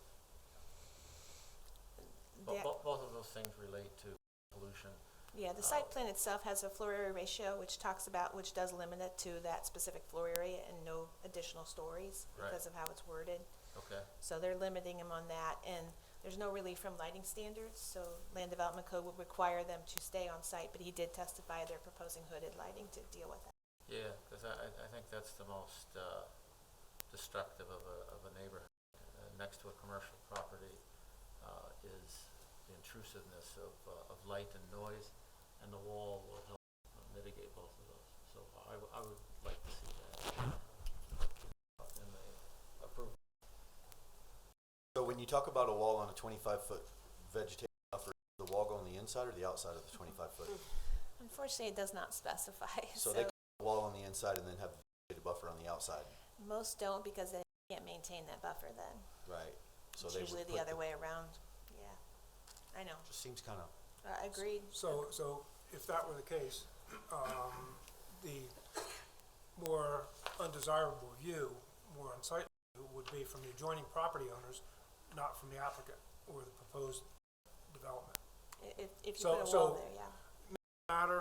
May not matter to the retail side, but to the residential side, they'll be looking at a wall, chain link fence or whatever, as opposed. No, she said wall. No, it's a It's a wall. Wall, okay, wall. And then there's 75% opacity on the other side of it that's required for what? So the wall doesn't see through? They weren't supposed to be combined. The LDC is that the wall is coming in because it's a commercial type use next to residential. The ALF is the 75% opacity. You're getting a kind of a mix of two code sections there. So I think if they have the wall, then the 75% opacity should just go away, in my opinion. It's up to the board. It's 100%. Yeah. It's up to the board. I know the wall would deal with light and noise, but Right. is it ideal? So when you talk about a wall, does it say like height, and does the code tell specifics like that? It talks about stone or masonry type things, construction, but height. It doesn't say height, so they could put a 3 up? Yeah, when a wall's been specified in the conditional use or a PUD, the board usually specifies how high it would be. Okay, how Yeah. high it should be. We, as in PDC, we? Correct, that's what she just said, the board. Final authority on conditional uses. I would suggest that we would just say or state something, and we have some engineers that could probably make it a little more professional, but whatever the height needed to be for the residential properties to limit the light pollution and the being able to see, being able to see the rooftops or the, tops of the cars and stuff like that, whatever additional traffic, noise, light pollution would be created, that would be the sufficient height of the wall. And I don't know that in a code or in a condition, but I think you understand what I mean. I think the Florida Department of Transportation may have some standards with respect to wall height adjacent roadways and other facilities. It may be something that the county could adapt. This is adjacent to some rural type lots, not a road. Like a roadway's much more intense. Yeah. I know what you're talking about, Yeah. like those walls that they have on the turnpikes and parkways. So the long and short of it is I'm not in favor of the 75%. I would just say put a wall up on the residential side. Whatever that condition needs to be, and the wall needs to be sufficient to block any light pollution, any unsightly, or any view of the addition or the added improvements and developments. Ask their landscape architect what they could do to achieve what they're trying to do. You want to put him on the spot? Well, I think it's up to the board to determine whether he wants to have additional input. I think we should, since this is a sticking point. Yeah, it's a point of contention. Yes. Mr. Gibbs, he's the landscape architect. And let me just say from a legal perspective, we really would like a number if you're gonna put a wall in there. Whether it's 8, 10, 12. So we need a number. We don't need a discretionary, if you will. You understand that, I'm sure. Do you have a suggestion? I think 10 feet is pretty standard, but that's what and I'll defer. Yeah, I would actually, for a residential community, 6 to 8 feet is more typical what I see. And a lot of that's based upon someone standing, that their visibility, they can't see over the wall. The skilled nursing facility that's in Ann is going to be just a single-story building. And I know, working with the engineer on some preliminary engineering for the site, because this property slopes from 486 toward the school, and the building is so large, we're going to be stair-stepping this property down. So most likely the area where the tan building is going to be located is going to be depressed many feet lower than those residential lots, which will assist with the screening. So that's looking at it from an engineering standpoint. But if you do a wall, I would do 6 to 8, whatever, in that range. Is it your professional opinion that a satisfactory buffer can be constructed without building a wall? Oh, absolutely, especially, we have 25-foot D width shown on the plan, and I looked at the plans earlier when y'all were discussing it. The closest point of the edge of the parking lot to the property line is 40 feet, so we have that whole width to put in sufficient buffering. Thank you. Okay, further discussion? Yes, I have a question for our planner. On large parking lots such as this, is there a requirement for them to have an oil water separator before it reaches the detention basin or the DRA? Have a what? Oil water. Oil water separator. Oil water separator? Yes. Thank you. And you're asking a planner this question. Why?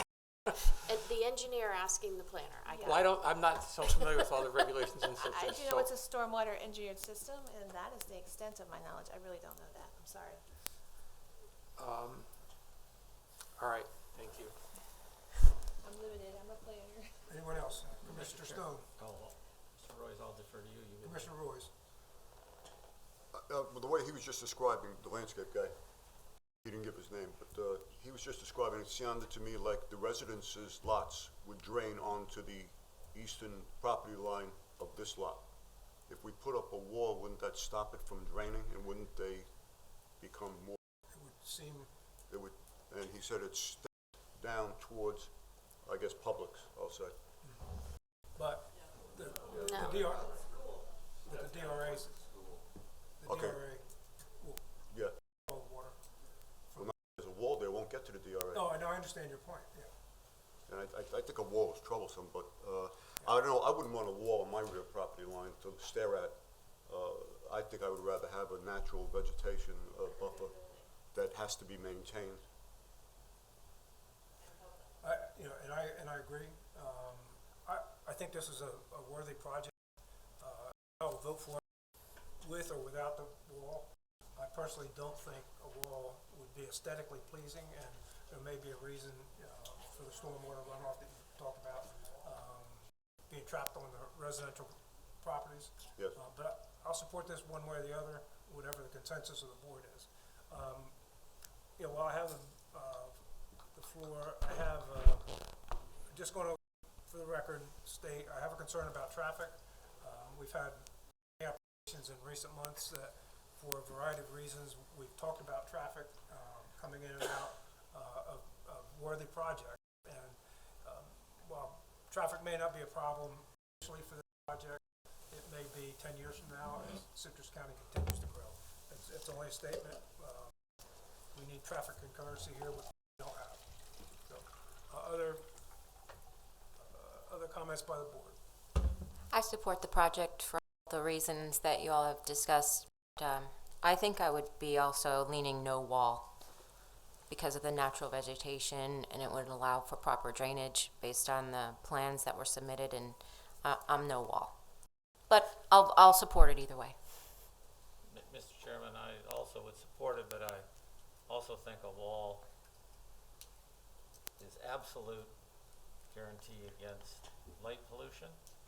And I've been told sound is modeled as a bubble, and one can visualize it as a bubble moving through the air, which is interrupted by the wall. This is what the DOT does. They use walls up to 22 feet high, sometimes 25. And that interrupts the sound. The sound goes over the top of the wall, and at some point beyond the wall is heard again, but for the properties adjacent to the wall is not heard. So for that reason, I would support, I'll still support it with or without the wall, but I think the wall is a better deal for the residents. Well, I'm hearing mixed feedback on the wall as opposed to just a buffer. I will poll the board just as a consensus. To make a comment, Mr. Chair. You may, Commissioner. About the wall, I mean, I'm in support with this. I believe Citrus County needs it. I agree with the state on that. When you put up a wall, you can put flood breaks in the wall that would prevent the adjoining properties from flooding. So that would be a consideration of mine, that they would be required to put in the flood breaks as required. I'm not sure if we have a code for that in putting the flood breaks in the wall. But I would think that would be an answer to the flooding issues that we heard from the residents and from a member of the panel here.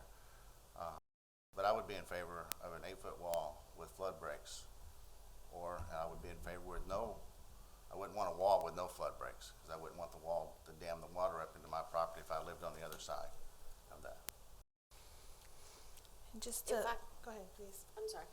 Just as the neighbors have stressed that it's important that this development keep its water on its property, the neighbors are required to keep their water on their property.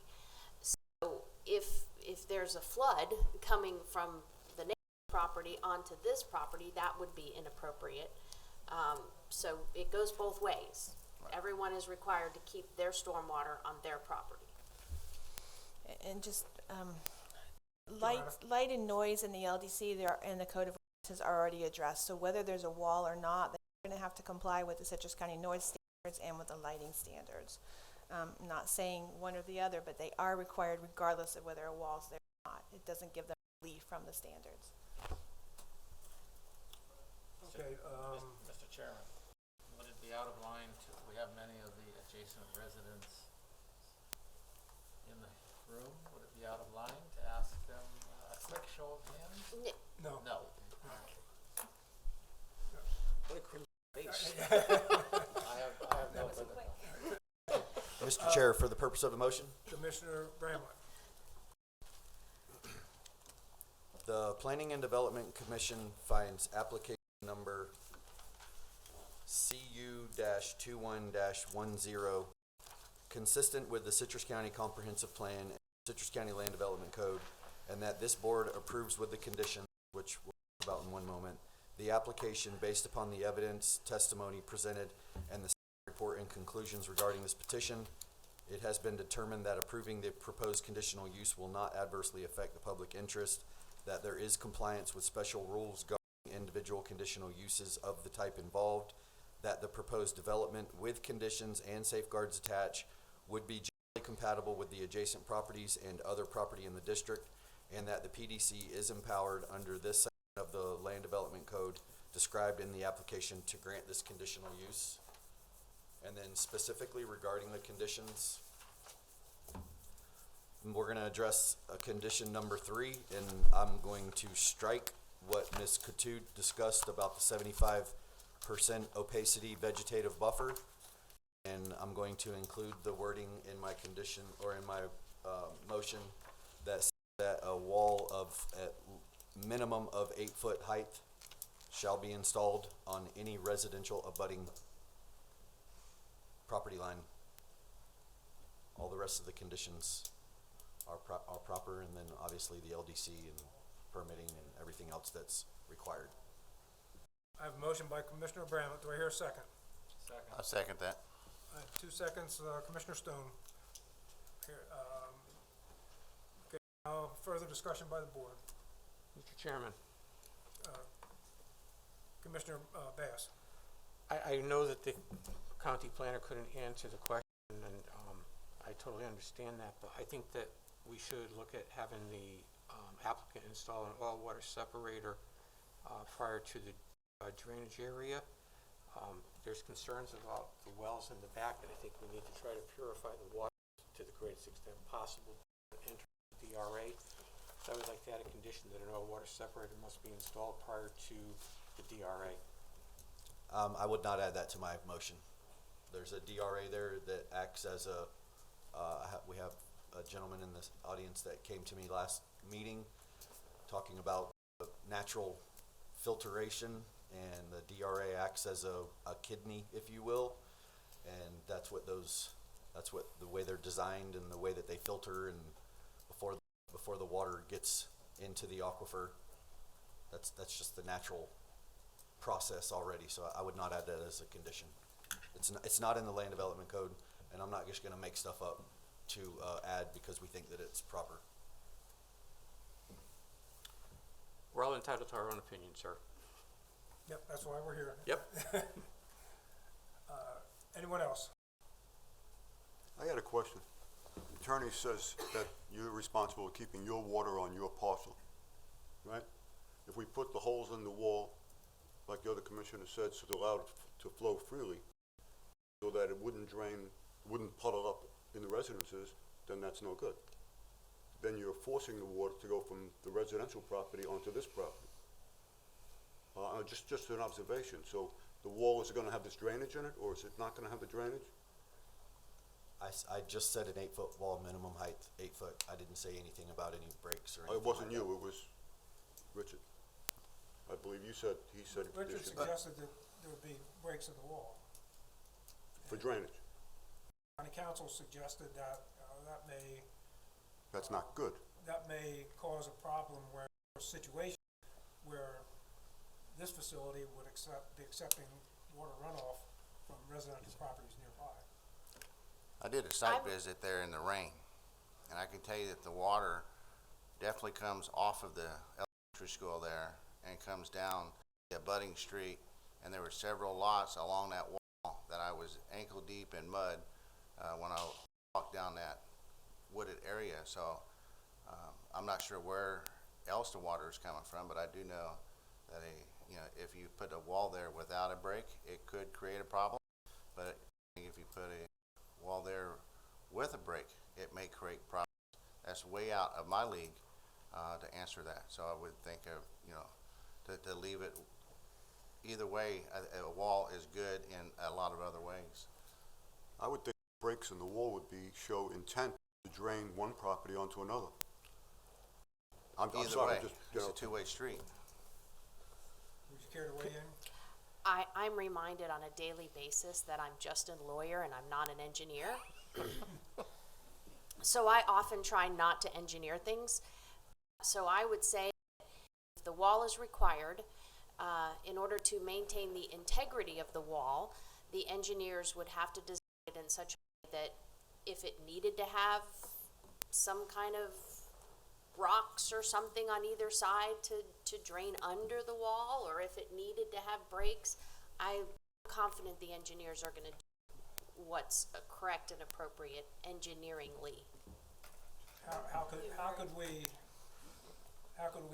wordsmith that to make it part of condition 3? Well, it sounds like Commissioner has worded it in such a way that it's got to be an 8-foot wall, and leave it up to those people who are designing it to design it in such a way that it meets all the requirements of our code. We are going to have engineering look at it. We are going to have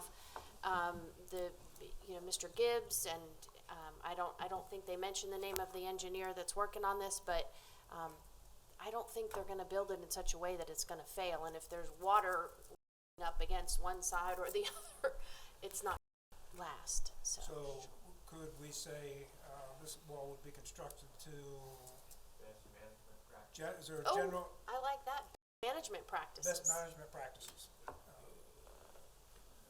You okay with that? Yes, because I'm pretty certain they're not gonna build a wall that's gonna fall down. Yes. Either way, so whatever makes you guys comfortable. 8-foot wall to best management practices. We have to have a permit anyway and meet codes. Right, they're not gonna spend the money on an 8-foot wall, however many hundred something feet that is, that's gonna fall down with the first rainstorm. Right. I'm pretty confident Or in that. block water. Okay, more discussion? Just on the wall still, should we, I understand that the opportunity there for best management practice, should we maybe address it that says something to the effect that it should not alter the existing flow pattern? I think that would be a little better than his best management practice ideas, because I think we're trying to follow is that we don't want to impact our side, we don't want to impact the other side. We're trying to make sure that the natural flow of water hasn't changed. So if you build it with the openings that our commission member has noted, and that it doesn't impede either side, I think that's important. And that you could do that by having the bottom of it raised up, 6 inches, and the wall would still be structurally safe. Assuming safe. Mr. Bass, the Florida Department of Transportation builds hundreds of miles of noise walls. They do not put scuppers underneath them for drainage to go from one piece of the property to the other, okay? Of course, we're going to change, this facility is going to change the natural drainage of it. We want it to. Whatever drainage is running off into the neighbors now needs to be contained in this facility. And as our esteemed attorney mentioned, that if there is drainage from the property owners onto this facility, it's going to stop when this facility is built. for the simple reason that it is containing the drainage within its own site. Okay, so the residents will have to take care of themselves if there's any issues. The wall is not the issue. I think we're getting too much into the weeds. I think Mr. Bramblett said a wall is a condition of the approval, and let the zoning and the engineer who designs the wall and the facility take care of it. I agree. Anyone else? I'd just say that I'll amend that number 3 to, with a minimum of an 8-foot wall built to best management practices, and do not include the 75% opacity screen. Okay, other discussion on this application? I have a motion by Commissioner Bramlett, second by Commissioner Stone, with 6 conditions. Condition number 3 is amended to require an 8-foot wall on the residential side, and it will be constructed to best management practice standards. Right, I just want to be specific. I said a minimum of an 8-foot wall. Minimum, okay. So if they want to build a 10-foot or 12-foot, whatever, that's fine. It just needs to at least be 8 foot. based Minimum on 8 foot. What the landscaping architect told us. Okay. Any additional discussion? All those in favor signify by saying aye. Aye. Any opposed? Motion carries unanimously. Before we move on to the next application, I'd like to declare a 5-minute recess. We'll be back at, say, 5:02. Okay, and it's time to move on to the next item on the agenda. That is PV 21-04. Susan? There ate some cheese. I probably won't make that noise anymore. This application proposes to remove platted utility easements from 2 residential lots in the Crystal Manor area. The lots lie on North Barberry Way, east of US 19 in the Crystal River area. The site is currently vacant and a single-family residence permit was recently issued. This is looking northwest on North Barberry Way. The site is on the left in this photo. And this is looking southeast on North Barberry. The site is on the right. And this is a survey provided by the applicant indicating the easement area and wetlands on the site. Thank you. Would the applicant please come forward? Good morning again. Very straightforward. The client owns 2 lots. They want to build a single-family house across those lot lines. The plat has side yard easements on all lots and along the front. You vacate the utility and easement in the middle. It allows them to build a single-family residential house. They're not building in the wetland. Very simple. We contacted all the utility providers, contacted the county engineering. None of them had any objections. And if I recall, within this year, you've done a like vacation in the same subdivision right down the road. So, any questions? Any questions from staff? No, thank you. Any questions from the board? Thank you. Thank you. Joanna?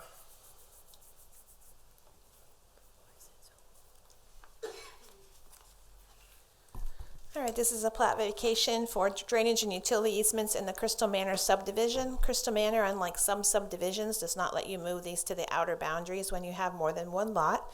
So you are seeing these because people are buying more than 1 lot and want to develop. And this is the site on the aerial. That's the easement sites between the lots. There's nothing visible there.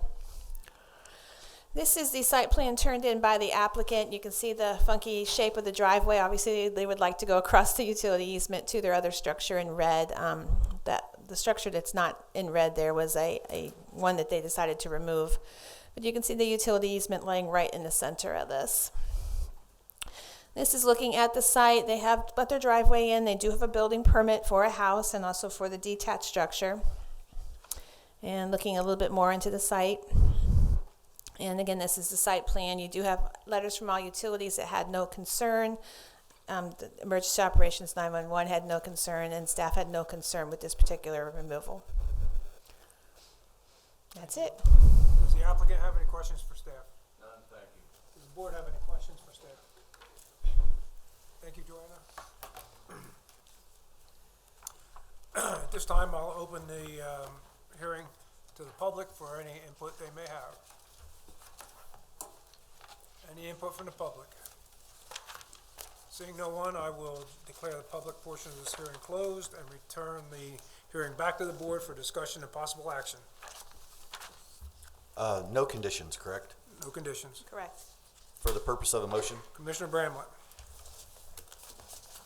the Planning and Development Commission finds application number PV-21-04 consistent with the Citrus County Comprehensive Plan and the Citrus County Land Development Code, and that this board recommends approval of the application to the Board of County Commissioners based upon the evidence and testimony presented and the staff report and conclusions regarding this petition. Do I hear a second? Second. Second by Commissioner Royce. Any additional discussion? All those in favor signify by saying aye. Aye. Any opposed? Motion is unanimous. Application is approved. See you next month. You're next. Oh, darn, it's a triple header? Okay, time has arrived for hearing on V 20-10. Yes, and this is a request to allow for construction of a pool deck having less than the required 50-foot minimum building setback from the mean high water line and the jurisdictional wetland line. This is an aerial view of the subject property. And this is looking east on Broad Jump Court. Looking at the front of the residence. And this is the back of the residence, and this area is approximately where the pool is proposed. The site plan as submitted by the applicant. Thank you. Would the applicant please come forward? Good morning. Good morning, Mr. Stillwell. If you recall, this application was previously heard by this board. You expressed your concerns and allowed us to try to submit a site plan that would be deemed favorable. And we did that. It took a while, but we submitted it in June of this year. I'm not going to go back through all of that unless you want me to. Okay, good. The original application was submitted by my client on their own. The proposed pool and deck at that time was 1,819 feet. The pool area was 384 feet, and the deck area was 1,435 feet. When I got involved, we reduced the applicant down to 1,185 feet, 384 feet for the pool, 801 feet. From the deck area, the setback originally was 20 feet proposed by the applicant, and we submitted it at 25, and we had a public hearing on the 25 feet. The proposed application reduces the pool to 368 square feet, which is, if you look at the prior applications in this neighborhood, not the largest pool, but not the smallest. The deck area has been reduced down to 557 feet. And the setback is basically 38 feet, but Miranda pointed out to me at one point, the closest point we were 28.2 feet at one corner, but a majority of the proposed site plan is basically 30 feet as it tapers off of that one point. I was here earlier at 9 o'clock on the first application. I heard your discussion, okay? So I'm going to add my philosophical comments here. The variance standards were originally found in the Florida statutes.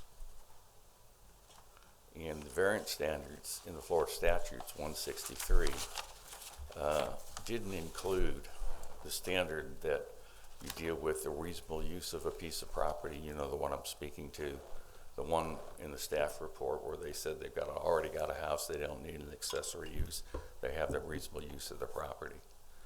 You don't find that standard in the 163 standards. What happened here is in the 80s, the legislature repealed those variance standards and sent those standards out to all the various counties and municipalities and said, if you want variance standards, you adopt your variance standards. The variance standards in the 1990 code are materially different than the variance standards in your 2012 and 2016 codes. The Ryman's lot was platted pre any zoning in this county. It was platted at the time when the variance standards were didn't contain that condition. The conditions at the time of the platting was no waterfront setback, a fifth per the county. That didn't happen until 1980, and it was 15 feet off the mean high water line by virtue of FDEP standards and also by virtue of the deed restrictions in River Haven. Now, we've tried to minimize, we've tried to compromise here. The backup material indicates that there are over 12,350 homes in this community that have a pool. The backup material indicates that since 2006, over 3,500 pools have been built in this county. The backup material indicates that on the 12 adjacent lots, half of them have pools, and the backup material in the original application indicates that there have been at least 6 variances granted in this neighborhood for waterfront setback. And I would also tell you that if you read the FEMA model ordinance, okay, the FEMA federal regulations and their model ordinances do allow for variances in the coastal high hazard area and in the A&E area. And the standards of the model ordinance are, from my professional opinion, easier to meet than your standards. So somewhere in this process, we have to resolve this issue of Article 1, Section 2 of the Florida Constitution says you have the right to hold, protect, and use personal property. Chapter 163 said, at 310, 3.110 says essentially the same thing about the use of one's property. This next meeting, you're going to adopt a new plan policy that is intended to protect personal and real property rights and the right to develop. So we've got to resolve this issue. You're going to get variances, even if you adopt the model ordinance, you're going to get variances. What the FEMA code says is it should be minimal. That's their standard. And it should be designed to meet their building codes. And that's the case here. So we've tried. If you have questions, I heard everyone's comments earlier, so I'm not going to sit here and take your time. I understand your commitments and I understand the rule of law, but I certainly would hope that you would give this fair consideration. Questions? Thank you. Questions from staff? None at this time, thank you. Questions from the board? No questions. Thank you, Clark. Thank you. Amy?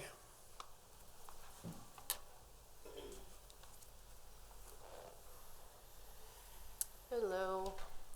Amy Bidwell, Senior Planner, presenting for Miranda today, so bear with me. The applicant is requesting a 28-foot setback from the mean high water line and jurisdictional wetland line for a pool and pool deck, which the LDC requires 50 foot or 35 with a berm or swale. The property is approximately 0.49 acres in size and is surrounded by residential, commercial, and vacant lots. It is peninsula-shaped along the Homosassa River and is part of the River Haven subdivision. This is looking east on Broad Jump Court. This is a view of the residence from Broad Jump. And this is a view of the boat dock. This is the proposed location of the pool and the pool deck. And then these are some views of the rear property along the water and the seawall.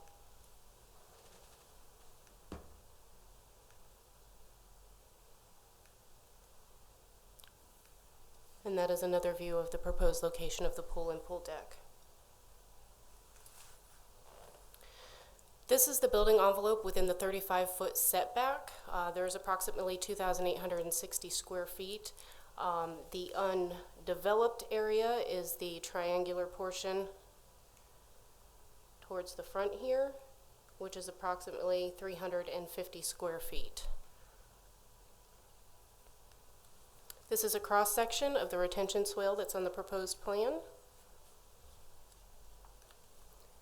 And this is the engineered stormwater drawing showing the swale surrounding the three sides of the water. And this is the site plan.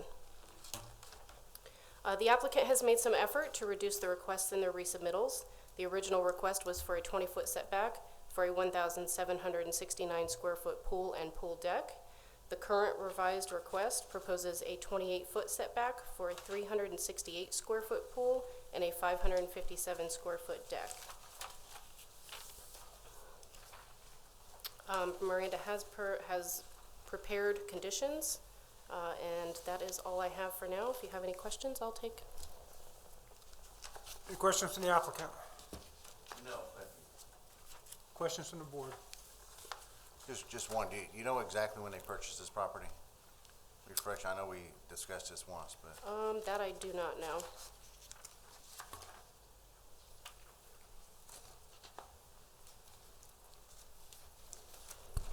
The minutes from March 4th say that Christina Ryman stated she and her husband are the owners and they acquired the property in 2017. Thank you. Amy, do you have a slide that shows where the proposed berm swale would be? On this. Oh, it's on there, yeah. The blue outlining on the three sides of the property. Okay. It looks like it's actually not a berm and swale, but like an engineered stormwater system. I think It is. it's a retention area, a retention swale. It's more advanced than a berm and swale. Yeah. Okay. Thank you. My non-engineering self. Engineering Engineering lead. Other questions or comments from the board? Questions from the board for Amy? Hearing none, thank you, Amy. This time I will open the hearing to the public for public input.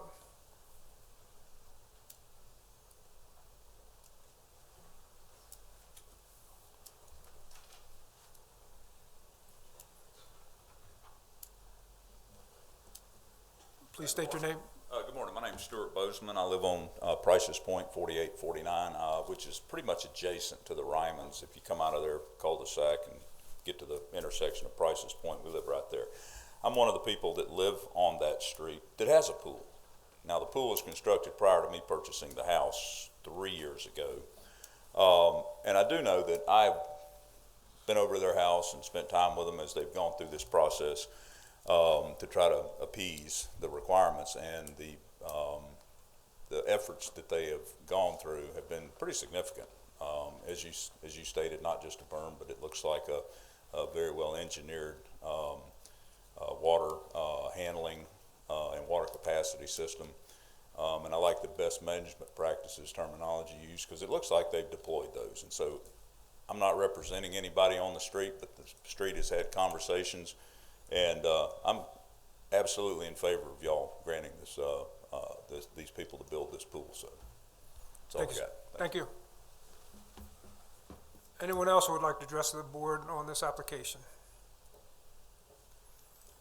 Seeing no one, I will close the public portion of this hearing and return the discussion back to the board for further discussion and possible action.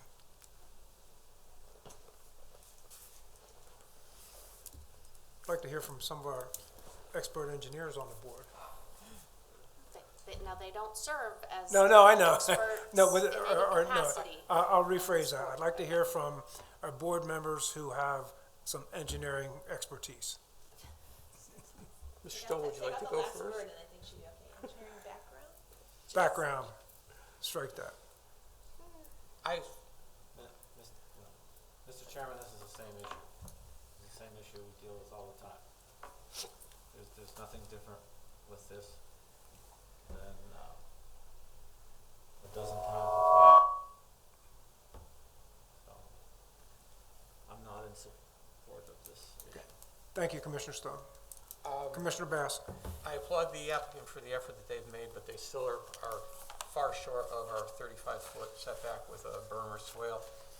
I still cannot support this. Having the pool would be very nice, I understand that, but it's certainly not a requirement for them in order to live and enjoy their property. So I will not support this application. Other comments? I'll just echo the comments. I mean, I'm not gonna tell somebody they can't have a screen porch and then sit around here and tell somebody that they can have a pool. I want people to have porches and pools. I want them to enjoy their properties. You buy a waterfront property, you want to enjoy it. I 100% understand that. But until somebody changes the land development code and changes the wording and changes what we are tasked with assessing and formulating from, I'm going to be steadfast. I have been and I always will be. Thank you, Commissioner Bramlett.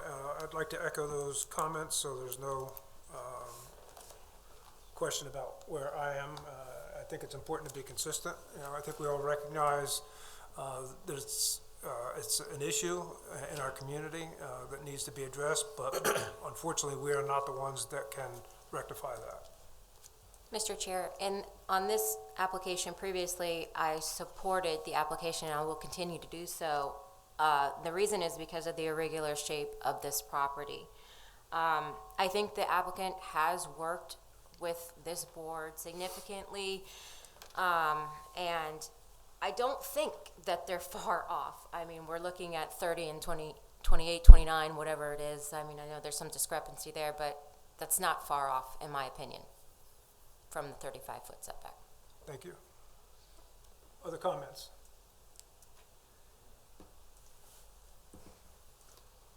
Hearing none, I will entertain a motion. The Planning and Development Commission finds application number V20-10 inconsistent with the Citrus County Land Development Code and is not in keeping with the intent of the policies of the Citrus County Comprehensive Plan, and the board denies the application based on the evidence and the testimony presented and the staff report and conclusions regarding this petition. I have a motion by Commissioner Bass. Do I hear a second? Second. I have a second by Commissioner Bramlett. Any further discussion? All those in favor signify by saying aye. Aye. Opposed? No, opposed. One opposed. It's 6-1. Motion carries. The application is denied. Is there anything else from staff? Your next few applications have 4 applications each on the agenda, so it's not too bad. We're scheduling now for November, and development is still coming in very steady. Thank you. Anything from County Council? The only thing I would say, at one point in time, I heard with regard to Mr. Stillwell that as he had just testified, I just want to remind you all that when lawyers appear before you, they are not providing you factual evidence. They're not providing you testimony. They are simply making legal argument. Yes. Some might argue that there's no facts in the record when the only individual to present on an application is a lawyer, but I just put that out there. Lawyers are not engineers, right? Lawyers are not well, engineers. some lawyers are engineers. I know. I just am absolutely not. Are you trying to say that Randy, lawyers don't always talk in facts? I would agree to that. I agree.